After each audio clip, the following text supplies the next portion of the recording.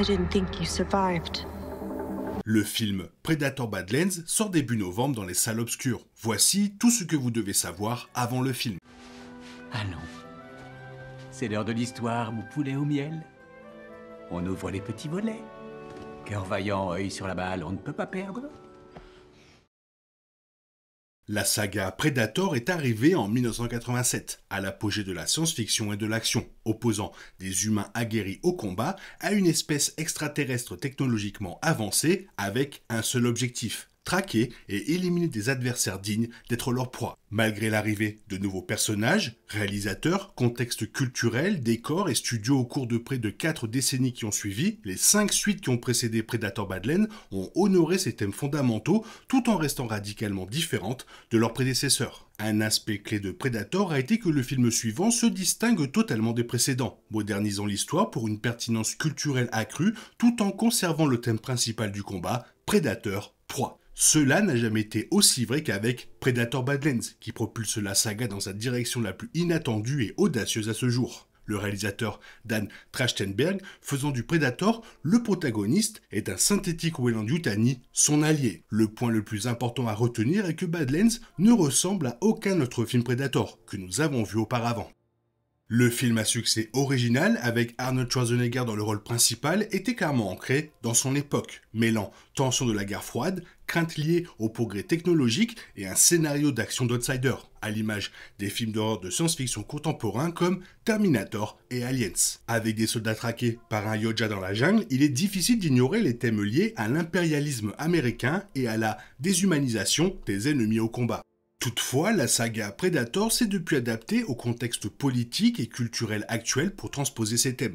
Par exemple, Predator 2 plaçait le Yoda dans le contexte d'une guerre des gangs à Los Angeles en 1990, tandis que le 5e film de la saga, Prey, suivait une jeune Comanche du XVIIIe siècle défiant les normes de genre pour faire ses preuves en tant que chasseuse. Aussi différents que soient les décors de chaque film Predator, ils continuent tous de poser les mêmes questions fondamentales. Qu'est-ce qu'être humain? Les Yoda, ces aliens tueurs, sont-ils vraiment si différents de nous? Dan Trachtenberg met véritablement ces thèmes fondamentaux à l'épreuve dans Predator Badlands, humanisant le Predator plus que jamais en suivant Dek, un paria de sa famille Yoda, dans sa mission périlleuse, faire ses preuves en tuant le Kalisk, une bête indestructible.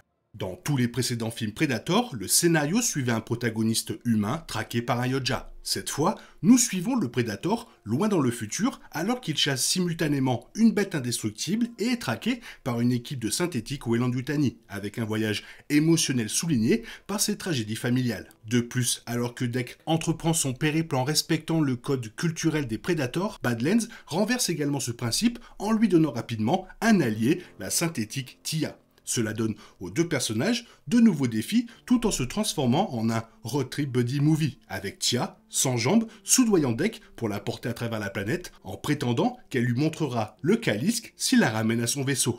Le fait que Tia soit sur le dos de Dek pendant une grande partie du film et que les deux personnages parlent des langues différentes va créer des défis intéressants pour les personnages. Le titre interne du film, pendant la production, était Backpack, sac à dos en français, soulignant l'importance cruciale du concept de Dek portant Tia dans l'histoire, les conflits externes auxquels ces personnages sont confrontés et la trajectoire de leurs liens. Bien sûr, ce n'est pas une idée originale dans le monde de la science-fiction. Trachtenberg révélant s'être inspiré de Star Wars. L'Empire contre-attaque n'est bien sûr pas le seul film de science-fiction à succès à être intégré à Predator Badlands, puisque Disney, propriétaire de Predator, a permis à Trachtenberg d'intégrer une autre licence à laquelle il était lié de longue date, Alien. Le producteur a expliqué le rôle des synthétiques dans l'histoire de Dek, les deux principaux représentants étant incarnés par Elle Fanning. Cependant, bien que Weyland-Yutani et leur synthétique avancée soient inclus, le producteur réitère que Badlands n'est pas un énième film Alien vs Predator, après la duologie croisée controversée de 2004 et 2007. Et surtout, point important, il n'y a pas de xénomorphe dans Badlands. La décision de Trachtenberg d'inclure l'univers spécifique de Alien découlait finalement du désir de donner à Dek un acolyte non humain intéressant qui ne priverait pas le Predator de son rôle principal. Après avoir opté pour un robot, son concept a donné naissance à d'autres idées plus ambitieuses. C'est là qu'interviennent les synthétiques Weyland-Yutani.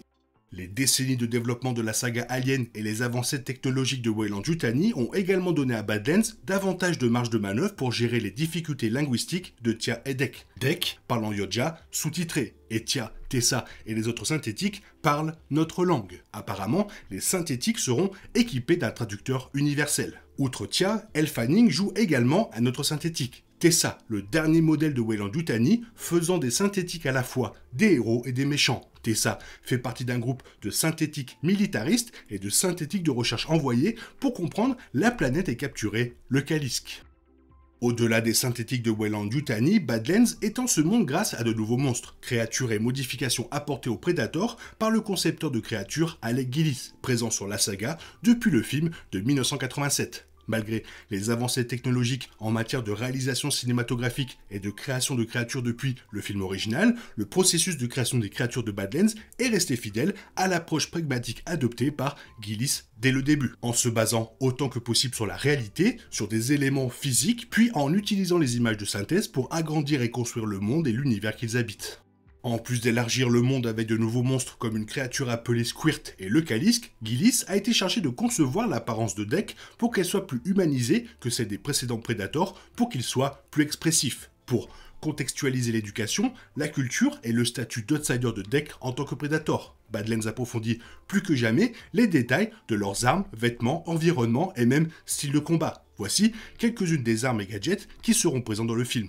Une épée avec une lame rouge, l'arc et les flèches, le fusil de précision, l'oreillette de Tia pour télécharger des informations, un outil pour se soigner et une seringue pour extraire le sang des Yoja, le lanceur de plasma, des cartouches avec des grenades cryogéniques. Toutefois, nous verrons aussi la capacité du Predator à improviser et à s'adapter au monde qui l'entoure pour en faire des armes de destruction. Dek est peut-être petit, mais il est très intelligent, et c'est l'une des raisons pour lesquelles il est grandement sous-estimé. Dek et Tia n'utilisent pas seulement les animaux et les objets environnants de manière non conventionnelle au combat. L'improvisation du Predator est également un atout précieux pour explorer le nouveau terrain de la saga. Le paysage de Jenna, la planète du film, rend la réaction de Dek et Tia aux menaces d'autant plus complexe.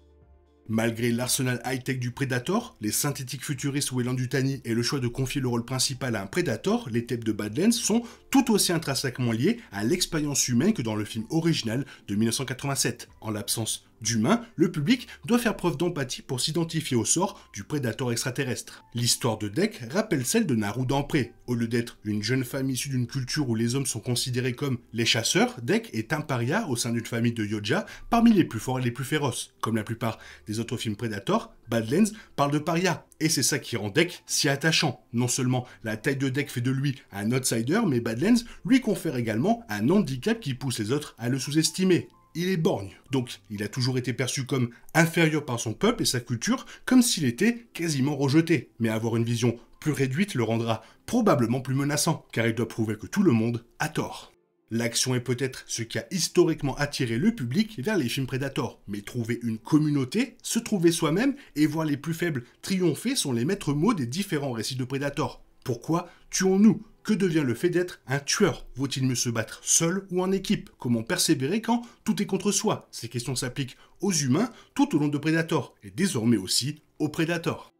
Dan Trachtenberg a révolutionné la saga Predator avec Prey, en transposant l'histoire d'un cadre atypique, en plaçant une protagoniste inattendue en tête, en mettant en avant une culture sous-représentée et son rapport au combat, et en ajoutant une profondeur émotionnelle considérable. Trachtenberg a repris ces changements réussis et les a réitérés pour Predator Badlands. On aurait pu s'attendre à ce que Prey 2 soit le prochain film live-action Predator après le succès du premier film, acclamé par la critique. Toutefois, Trachtenberg est resté fidèle à son approche de la saga en empruntant une voie non conventionnelle. Avec Trachtenberg aux commandes, Predator continue d'évoluer, de repousser les limites du genre et les attentes de la saga, vieille de 38 ans. Cela ne s'applique pas seulement à son scénario, mais aussi à la fin d'une longue série du même public pour la saga. Si tout se déroule comme prévu, Badlands sera le premier film Predator classé PG-13, plutôt que R. Sans sang humain au milieu de toute l'action, éviter la classification R devient plus juste. La nouvelle voie audacieuse de Badlands ne se limite pas à attirer les moins de 18 ans au cinéma. Elle va plus loin pour Trachtenberg qui souhaitait réaliser un film d'action qui plairait à tous. Pourtant, aussi différent que puisse paraître Predator Badlands par rapport au film de John McTiernan de 1987, la nouvelle ère de Trachtenberg et Disney reste fidèle à ses origines. Predator Badlands est conçu pour être différent de tout ce que nous avons vu dans la saga, avec son concept révolutionnaire qui ravive la même intensité. l'ingéniosité et l'originalité qui ont fait du film original de 1987 un classique culte et intemporel. J'ai eu une énorme hype pour ce film, j'espère qu'il va être incroyable. Toi, qu'est-ce que tu en penses? Et surtout, quel est ton niveau de hype? Fais-le moi savoir dans la zone commentaire, sinon comme d'habitude, bisous bisous, bye bye. Il est impossible de compter sur les autres de nos jours, on est obligé de tout faire soi-même. Je me trompe? Rien de grave, j'avais tout prévu. Où va le monde, je vous le demande.